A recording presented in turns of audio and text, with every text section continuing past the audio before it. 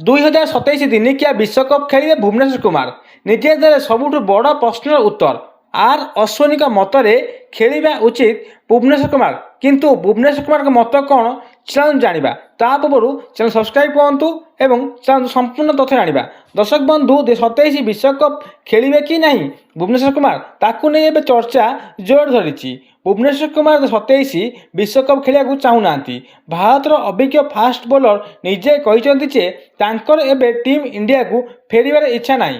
ତାଙ୍କୁ କାହା ଆଗରେ କିଛି ପ୍ରମାଣ କରିବା ମଧ୍ୟ ଆବଶ୍ୟକତା ନାହିଁ। ନିକଟରେ ଭାରତର ପୂର୍ବତନ କ୍ରିକେଟର ରବିଚନ୍ଦ୍ରନ ଅଶ୍ୱିନୀ 2027 ବିଶ୍ୱକପ୍ ପାଇଁ ସମ୍ଭାବ୍ୟ ଭାରତୀୟ ଦଳ ଚୟନ କରିଥିଲେ। ଏଥିରେ ସେ ଭୁବନେଶ୍ୱର କୁମାର ମଧ୍ୟ ପୁଣି ଥରେ ଦଳକୁ ଫେରିବା ପାଇଁ ମତ ଦେଇଥିଲେ। ଭୁବନେଶ୍ୱର କୁମାର ଗତ 2ଟି IPL ସିଜନରେ ରୟାଲ ଚ୍ୟାଲେଞ୍ଜ ବାଙ୍ଗାଲୋର ବା RCBର ଚାମ୍ପିୟନ୍ସ ଟିମ୍ର ଅଂଶ ରହିଛନ୍ତି।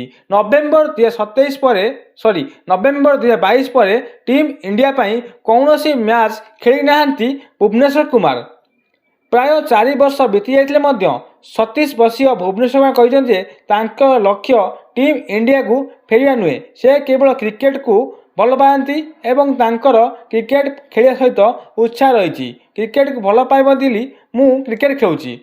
RCBର ପଡକାଷ୍ଟରେ ଭୁବନେଶ୍ୱର କୁମାର ଅନେକ ବିଷୟରେ ଆଲୋଚନା କରିଥିଲେ। ସେ କହିଥିଲେ, ମୁଁ IPL ଏବଂ ଘରୋଇ କ୍ରିକେଟରେ ଖେଳୁଛି କାରଣ ମୁଁ ଖେଳକୁ ଭଲ ପାଏ। ଯେତେବେଳେ ଆପଣଙ୍କ ଯୁବାବସ୍ଥାରେ ଭାରତୀୟ ଦଳ ପାଇଁ ଖେଳୁଥାନ୍ତି ସେତେବେଳେ କୁହନ୍ତି ଯେ ଆପଣ ଖେଳ ଭଲ ପାଆନ୍ତି।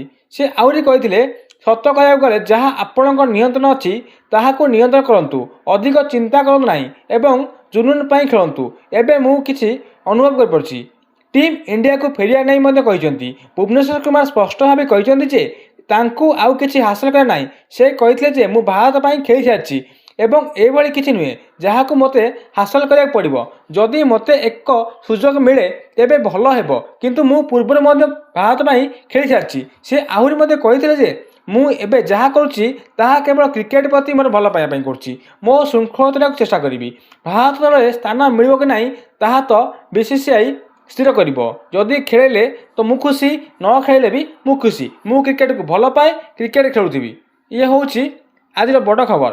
ଚ୍ୟାନେଲ୍ ସବସ୍କ୍ରାଇବ୍ କରନ୍ତୁ। ନମସ୍କାର, ଜୟ ହିନ୍ଦ।